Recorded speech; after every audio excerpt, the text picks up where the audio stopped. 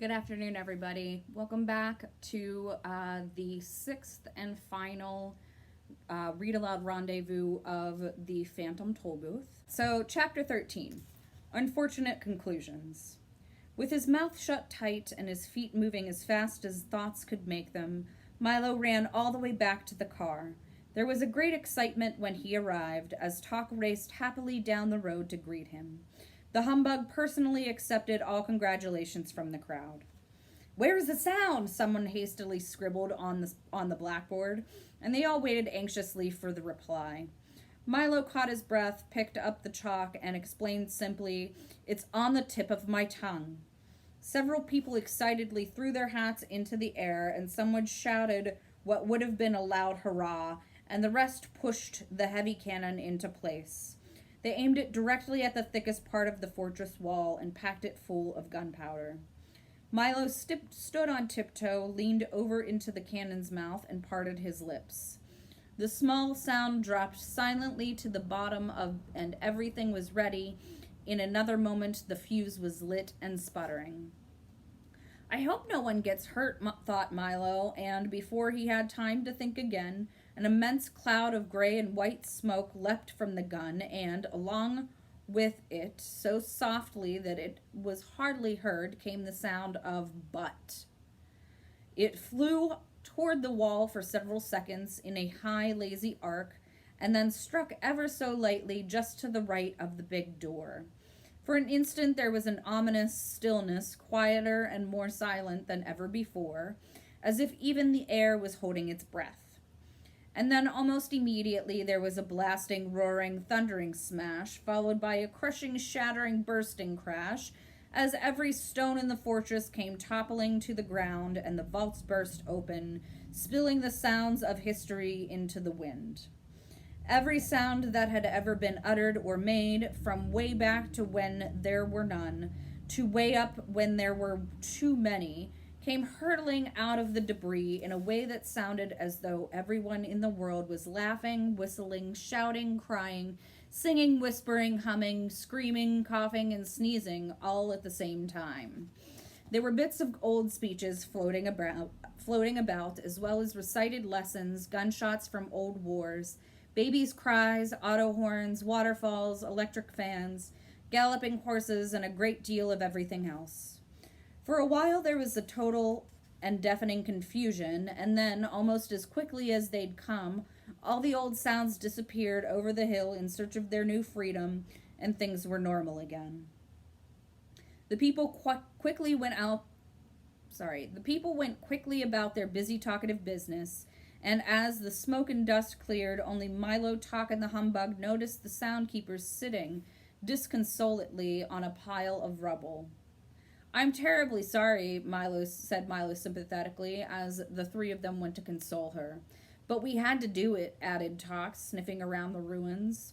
"What a terrible mess," observed the humbug, with his knack for saying exactly the wrong thing. The soundkeeper looked around with an expression of unrelieved sadness on her face. "It will take years to collect those sounds again," she sobbed, "and even longer to put them back in proper order. But it's all my fault, for you can't improve sound by having only silence. The problem is to use each at the proper time."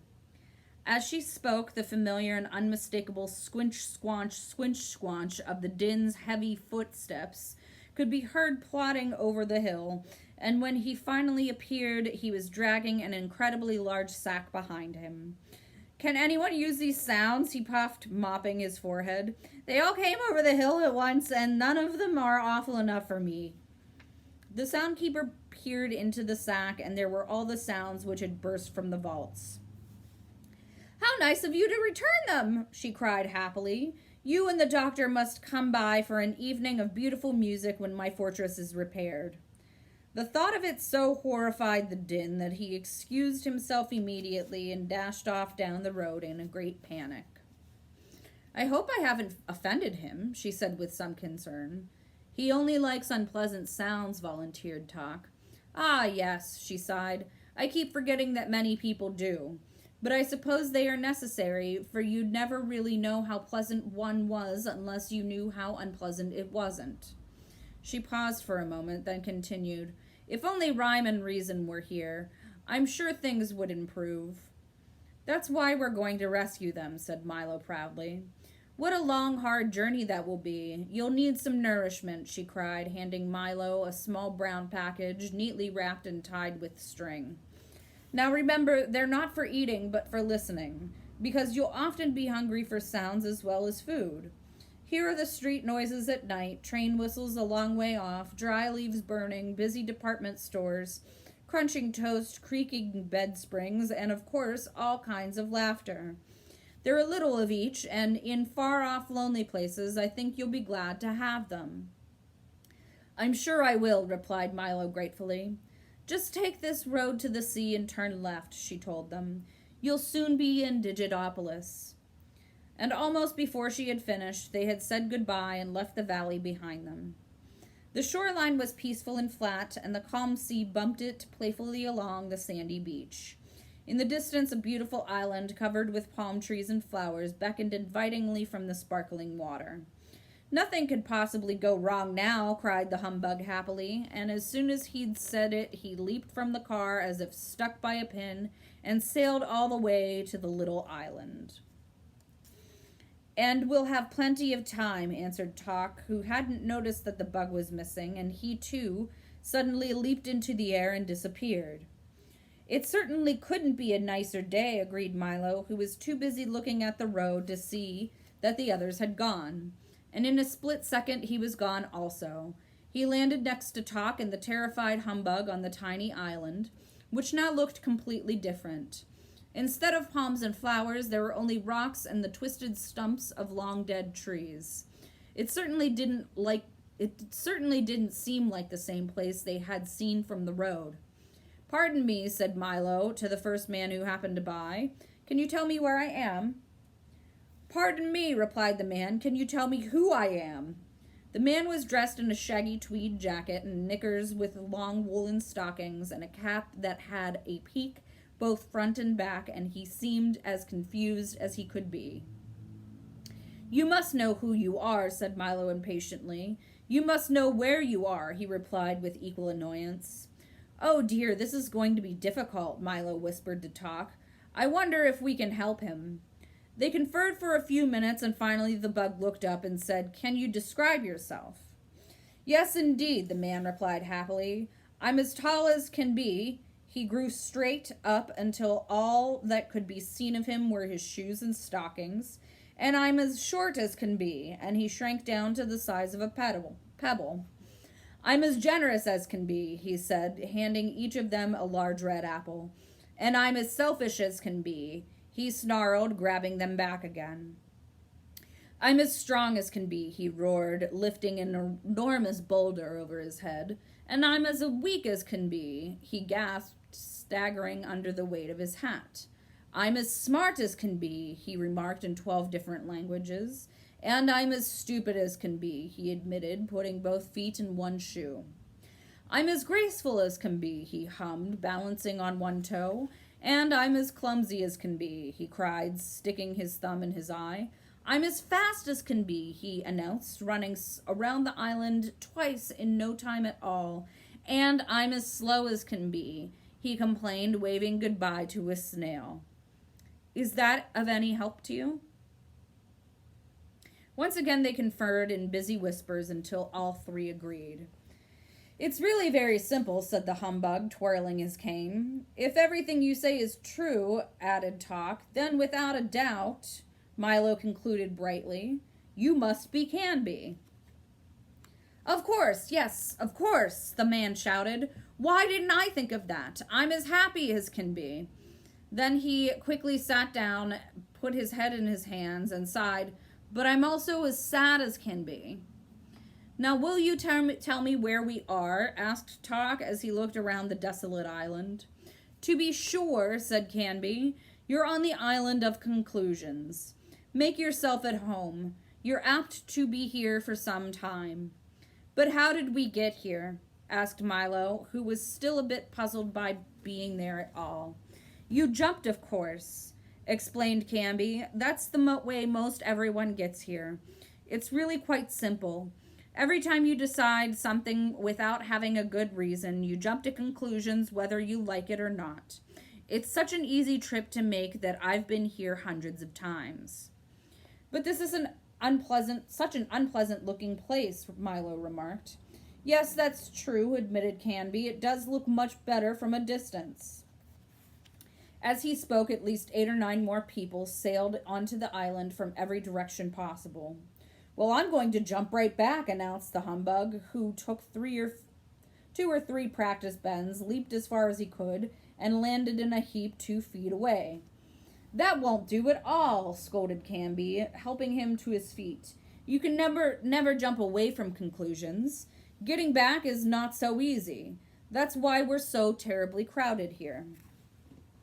That was certainly the truth, for all along the bleak shore and clustered on the rocks for as far as anyone could see were enormous crowds of people, all sadly looking out to sea. Isn't there even a boat? Asked Milo, anxious to get on with his trip. Oh, no, replied Canby, shaking his head. The only way back is to swim, and that's a very long and a very hard way. I don't like to get wet, moaned the unhappy bug, and he shuddered at the thought. Neither do they, said Canby sadly. That's what keeps them here. But I wouldn't worry too much about it, for you can swim all day in the sea of knowledge and still come out completely dry. Most people do. But you must excuse me now. I have to greet the new arrivals. As you know, I'm as friendly as can be. Over the humbug's strenuous objections, Milo and Tok decided to swim, and protesting loudly, the bug was dragged along with them toward the sea. Canby hurried off to answer more questions, and the last thing he was heard to say was, "Pardon me, can you tell me who I am?" They swam and swam and swam for what seemed like hours, and only Tok's firm encouragement kept Milo struggling through the icy water. At last they reached the shore, thoroughly exhausted, except for the bug, completely soaked. That wasn't bad at all, said the humbug, straightening his tie and brushing himself off. I must visit there again. I'm sure you will, gasped Milo, but from now on I'm going to have a very good reason before I make my mind up about anything. You can lose too much time jumping to conclusions. The car was just where they'd left it, and in a moment they were on their way again, as the road turned away from the sea and began its long climb into the mountains. The warm sun and billowy breezes dried them as they went. I hope we reach Digitopolis soon, said Milo, thinking of the breakfast they hadn't eaten. I wonder how far it is. Chapter 14. Chapter 14. The dodecahedron leads the way. Up ahead, the road divided into 3, and as if in reply to Milo's question, an enormous road sign pointing in all 3 directions stated clearly, Digitopolis, 5 miles, 1,600 rods, 8,800 yards, 26,400 feet, 316,800 inches, 633,600 half inches, and then some. Let's travel by miles, advised the humbug. It's shorter. Let's travel by half inches, suggested Milo. It's quicker. But which road should we take? It must make a difference. As they argued, a most peculiar little figure stepped nimbly from behind the sign and approached them, talking all the while. Yes, indeed it does, certainly. Yes, it does make a difference, undoubtedly. He was constructed, for that's really the only way to describe him, of a large assortment of lines and angles connected together into one solid, many-sided shape. Somewhat like a cube that's had all of its corners cut off, and then had all of its corners cut off again. Each of the edges was neatly labeled with a small letter, and each of the angles with a large one. He wore a handsome beret on the top, and peering intently from one of his several surfaces was a very serious face. Perhaps if you look at the picture, you'll know what I mean.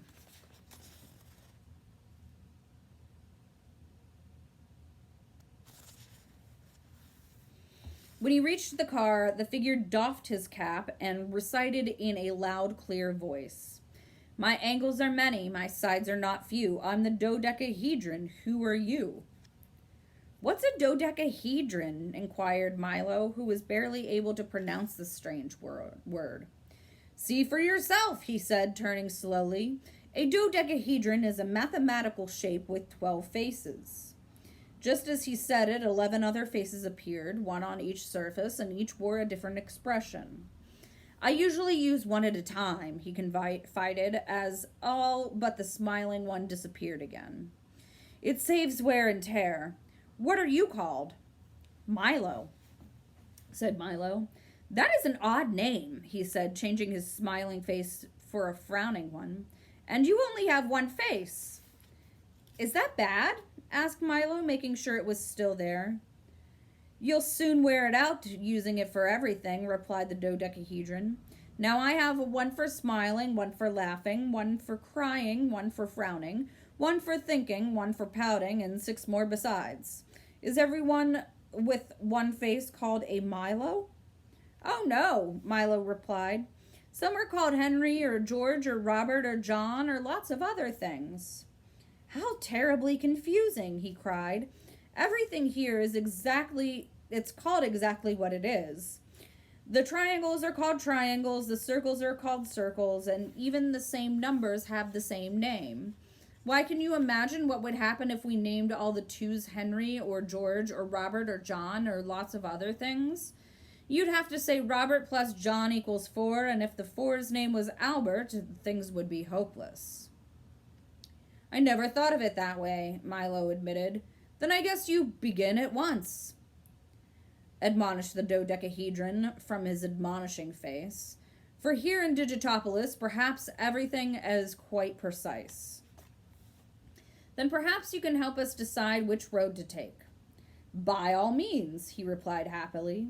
There's nothing to it. If a small car carrying 3 people at 30 miles an hour for 10 minutes along a road 5 miles long at 11:35 in the morning starts at the same time as 3 people who have been traveling in a little automobile at 20 miles an hour for 15 minutes on another road, exactly twice as long as half the distance of the other, while a dog, a bug, and a boy travel an equal distance in the same time or in the same distance and in equal time along a third road in mid-October, then which one arrives first and which one is the best way to go? 17, shouted the humbug, scribbling furiously on a piece of paper. Well, I'm not sure, but Milo stammered after several minutes of frantic fighting. You'll have to do better than that, scolded the dodecahedron, or you'll never know how far you've gone or whether or not you've ever gotten there. I'm not very good at problems, admitted Milo. What a shame, sighed the dodecahedron. They're so very useful.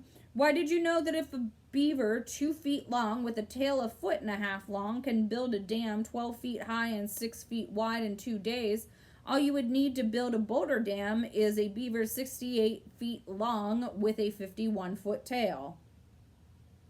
Where would you find a beaver that big? Grumbled the humbug as his pencil point snapped. I'm sure I don't know, he replied, but if you did, you'd certainly know what to do with him. That's absurd, objected Milo, whose head was spinning from all the numbers and questions.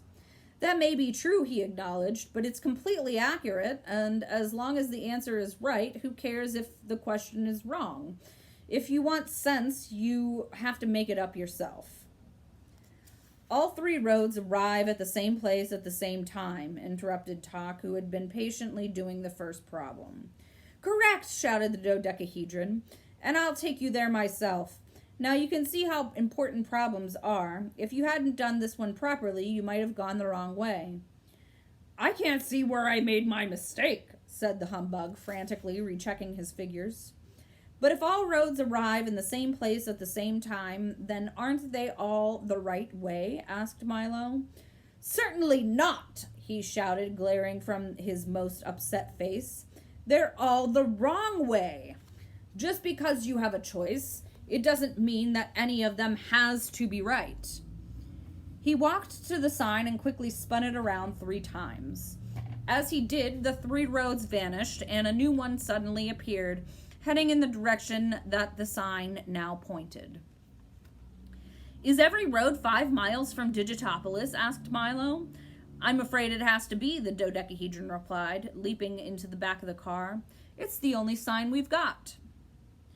The new road was quite bumpy and full of stones, and each time they hit one, the dodecahedron bounced into the air and landed on one of his faces, with a sulk or a smile or a laugh or a frown, depending upon which one it was. "We'll soon be there," he announced happily after one of his short flights. "Welcome to the land of numbers." "It doesn't look very inviting," the bug remarked, for as they climbed higher and higher, not a tree or a blade of grass could be seen anywhere. Only the rocks remained.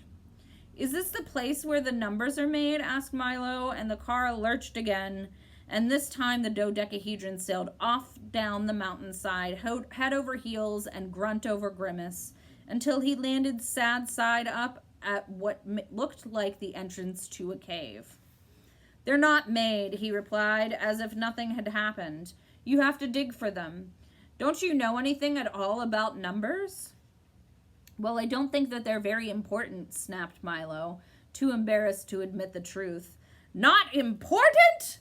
roared the dodecahedron, turning red with fury. "Could you have tea for 2 without the 2, or 3 blind mice without the 3? Would there be 4 corners of the earth if there weren't a 4? And how would you sail the 7 seas without a 7? "All I meant was," began Milo, but the dodecahedron, overcome with emotion and shouting furiously, carried right on. "If you had high hopes, how would you know how high they were? And did you know that narrow escapes come in all different widths? Would you travel the whole wide world without ever knowing how wide it was? And how could you do anything at long last," he concluded, waving his arms over his head, "without knowing how long the last was? Why, numbers are the most beautiful and valuable things in the world. Just follow me and I'll show you." He turned on his heel and stalked off into the cave. Come along," he shouted from the dark hole. "I can't wait for you all day." And in a moment, they'd follow him into the mountain. It took several minutes for their eyes to become accustomed to the dim light, and during that time, strange scratching, scraping, tapping, scuffling noises could be heard all around them. "Put these on," he instructed the dodecahedron, handing each of them a helmet with a flashlight attached to the top. "Where are we going?" whispered Milo, for it seemed like the kind of place in which you whispered. "Where are we going?" "We're here," he replied with a sweeping gesture. "This is the numbers mine." Milo squinted into the darkness and saw for the first time that they had entered a vast cavern lit only by a soft eerie glow from the great stalactites which hung ominously from the ceiling. Passages and corridors honeycombed the walls and wound their way from the floor to the ceiling, up and down the sides of the cave. And everywhere he looked, Milo saw little men no bigger than himself, busy digging and chopping, shoveling and scraping, pulling and tugging carts full of stone from one place to another. "Right this way," instructed the dodecahedron, "and watch where you step." As he spoke, his voice echoed and re-echoed again, mixing its sound with the buzz of activity all around them. Tok trotted along next to Milo, and the humbugs, stepping daintily, followed behind. "Whose mine is it?" asked Milo, stepping around the 2 of the loaded wagons. "By the 4,827,659 hairs on my head, it's mine, of course," bellowed a voice from across the cavern.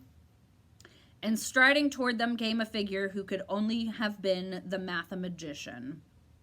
He was dressed in a long flowing robe, covered entirely with complex mathematical equations, and a tall pointed cap that made him look very wise. In his left hand he carried a long staff with a pencil point at one end and a large rubber eraser at the other. "It's a lovely mine," apologized the humbug, who was always intimidated by loud noises. "The biggest lumber mine in the kingdom," said the mathemagician proudly. Are there any precious stones in it? Asked Milo excitedly. Precious stones, he roared, even louder than before. And then he leaned over toward Milo and whispered softly, by the 8,247,312 threads in my robe, I'll say there are. Look here.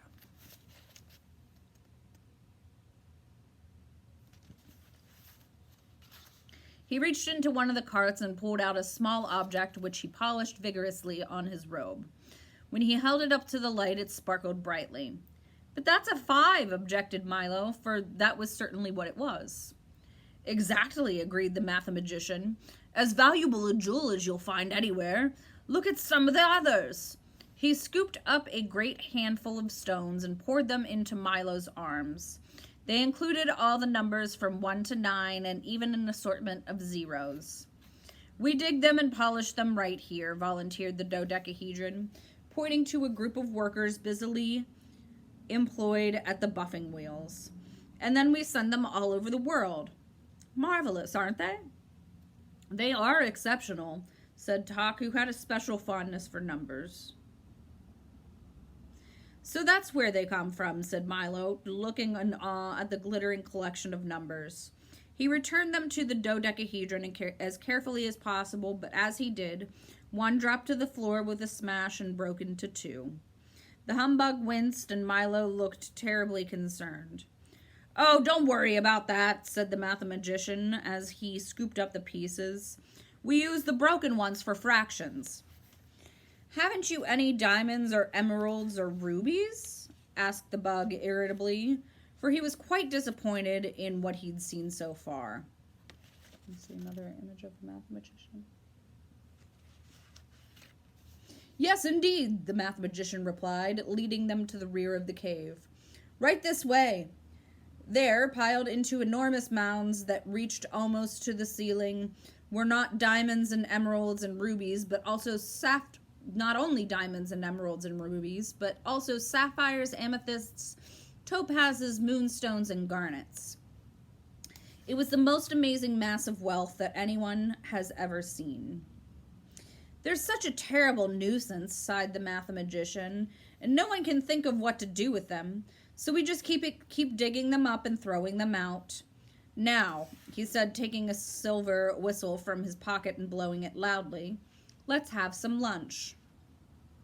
And for the first time in his life, the astonished bug couldn't think of a thing to say. All right, chapter 15, This Way to Infinity. Into the cavern rushed 8 of the strongest miners, carrying an immense cauldron which bubbled and sizzled and sent great clouds of savory steam spiraling slowly to the ceiling. A sweet yet pungent aroma hung in the air and drifted easily from one anxious nose to the other, stopping only long enough to make several mouths water and a few stomachs growl. Milo, Tok, and Humbug watched eagerly as the rest of the workers put down their tools and gathered around the big pot to help themselves. Perhaps you care for something to eat, said the mathematician, offering each of them a heaping bowlful. Yes, sir, said Milo, who was beside himself with hunger. Thank you, added Tok. The humbug made no reply, for he was already too busy eating, and in a moment the 3 of them had finished absolutely everything they'd been given. Please have another portion, said the mathematician, filling their bowls once more, and as quickly as they'd finished the first one, the second was emptied too. Don't stop now, he insisted, serving them again, and again, and again, and again, and again. How very strange, thought Milo as he finished his 7th helping. Each one I eat makes me a little hungrier than the one before. Do have some, suggested the mathematician, and they continued to eat just as fast as he filled the plates. After Milo had eaten 9 portions, Tok 11, and the humbug, without once stopping to look up, 23, the mathematician blew his whistle for a second time, and immediately the pot was removed and the miners returned to work. Ugh, gasped the bug, suddenly realizing that he was 23 times hungrier than when he started. I think I'm starving. Me too, complained Milo, whose stomach felt as empty as he could ever remember. And I ate so much. Yes, it was delicious, wasn't it? Agreed the pleased dodecahedron, wiping the gravy from several of his mouths. It's the specialty of the kingdom, subtraction stew. I have more of an appetite than when I began, said Tok, leaning weakly against one of the larger rocks. Certainly, replied the mathematician. What did you expect? The more you eat, the hungrier you get. Everybody knows that. They do, said Milo doubtfully. Then how do you ever get enough? Enough? He said impatiently. Here in Digitopolis, we have our meals when we're full and eat until we're hungry. That way, when you don't have anything at all, you have more than enough. It's a very economical system. You must have been quite stuffed to have eaten so much. It's completely logical, explained the dodecahedron. The more you want, the less you get, and the less you get, the more you have. Simple arithmetic, that's all. Suppose you had something and added something to it. What would that make? More, said Milo quickly. Quite correct, he nodded. Now suppose you had something and added nothing to it. What would you have? The same, he answered again, without much conviction. Splendid, cried the dodecahedron. And suppose you had something and added less than nothing to it.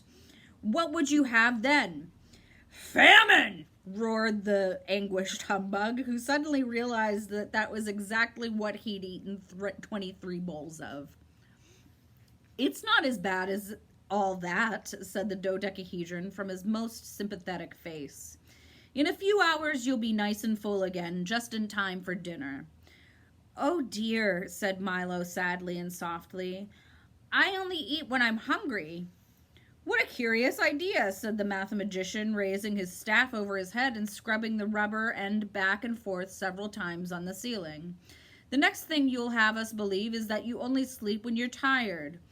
And by the time he finished the sentence, the cavern, the miners, and the dodecahedron had vanished, leaving just the four of them standing in the mathematician's workshop. I often find, he casually explained to his dazed visitors, that the best way to get from one place to another is to erase everything and begin again. Please make yourself at home. Do you always travel that way? Asked Milo as he glanced curiously at the strange circular room, whose 16 tiny arched windows corresponded exactly to the 16 points of the compass. Around the entire circumference were numbers from 0 to 360, marking the degrees of a circle, and on the floor, walls, tables, chairs, desks, cabinets, and ceiling were labeled showing their heights, widths, depths, and distances to and from each other.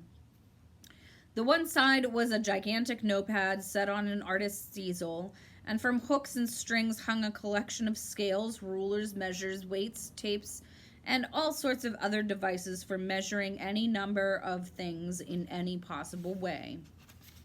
No, indeed, replied the mathematician, and this time he raised the sharpened end of his staff, drew a thin, straight line in the air, and then walked gracefully across it from one side of the room to the other. Most of the time I take the shortest distance between any 2 points. And of course, when I should be in several places at once, he remarked, writing 7 times 1 equals 7 carefully on the notepad, I simply multiply. Suddenly there were 7 mathematicians standing side by side, and each looked exactly like the other. How do you do that? Gasped Milo. There's nothing to it, they all said in chorus. If you have a magic staff. Then 6 of them canceled themselves out and simply disappeared. But it's only a big pencil, the humbug objected, tapping at it with his cane. True enough, agreed the mathematician, but once you learn to use it, there's no end to what you can do. Can you make things disappear? Asked Milo excitedly. Why, certainly, he said, striding over to the easel. Just step a little closer and watch carefully. After demonstrating that there was nothing up his sleeves, in his hat, or behind his back, he wrote quickly, 4 plus 9 minus 2 times 16 plus 1 divided by 3 times 6 minus 67 plus 8 times 2 minus 3 plus 26 minus 1 divided by 34 plus 3 divided by 7 plus 2 minus 5 equals... Then he looked up expectantly. 17, shouted the bug, who always managed to be first with the wrong answer. It all comes to 0, corrected Milo. Precisely, said the mathematician, making a very theatrical bow, and the entire line of numbers vanished before their eyes. Now, is there anything else you'd like to see?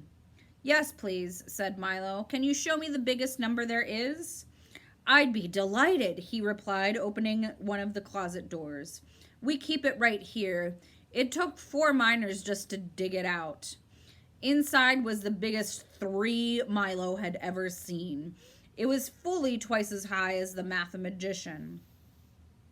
No, that's not what I mean, objected Milo. Can you show me the longest number there is? Surely, said the mathematician, opening another door. Here it is. It took 3 carts to carry it here. Inside the closet was the longest 8 imaginable.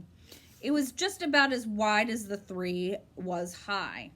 No, that's not what I meant either, said Milo, looking helplessly at Talk. I think what you would like to see, said the dog, scratching himself under just 4:30, is the number of greatest possible magnitude.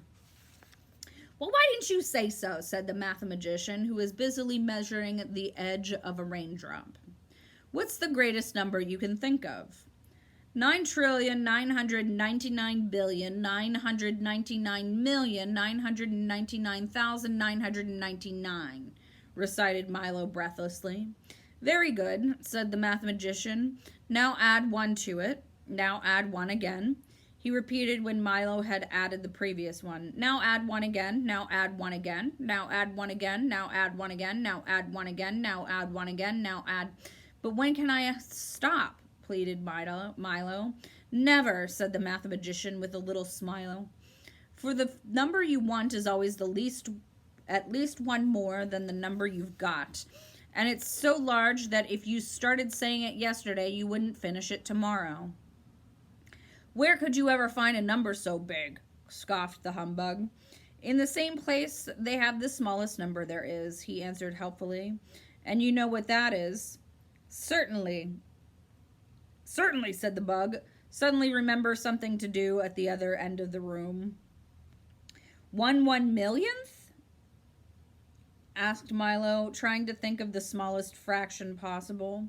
Almost, said the mathematician. Now divide it in half, now divide it in half, now divide it in half, now divide it in half, now divide it in half, now divide it in half again, now divide it in half. Oh dear, shouted Milo, holding his hands over his ears. Doesn't that ever stop either? How can it, said the mathematician, when you can always take half of whatever you have left until it's so small that if you started to say it right now, you'd finish even before you began. Where could you keep anything so tiny? Milo asked, trying very hard to imagine such a thing. Excuse me. The mathematician stopped what he was doing and explained simply, why, in a box that's so small you can't see it, and that's kept in a drawer that's so small you can't see it, in a dresser that's so small you can't see it, in a house so small that you can't see it, on a street that's so small you can't see it, in a city that's so small you can't see it, which is part of a country that's so small you can't see it, in a world that's so small you can't see it. Then he sat down, fanned himself with a handkerchief, and continued. Then of course we keep the whole thing in another box so that it's so small you can't see it, and if you follow me, I'll show you where to find it. They walked to one of the small windows, and there, tied to the sill, was one end of a line that stretched along the ground and into the distance until completely out of sight. Just follow that line forever, said the mathematician, and when you reach the end, turn left. You'll find the land of infinity, where the tallest, the shortest, the biggest, the smallest, and the most and the least of everything are kept. I really don't have that much time, said Milo anxiously. Isn't there a quicker way? Well, you might try this flight of stairs, he suggested, opening another door and pointing up. It goes there, too. Milo bounded across the room and started up the stairs 2 at a time.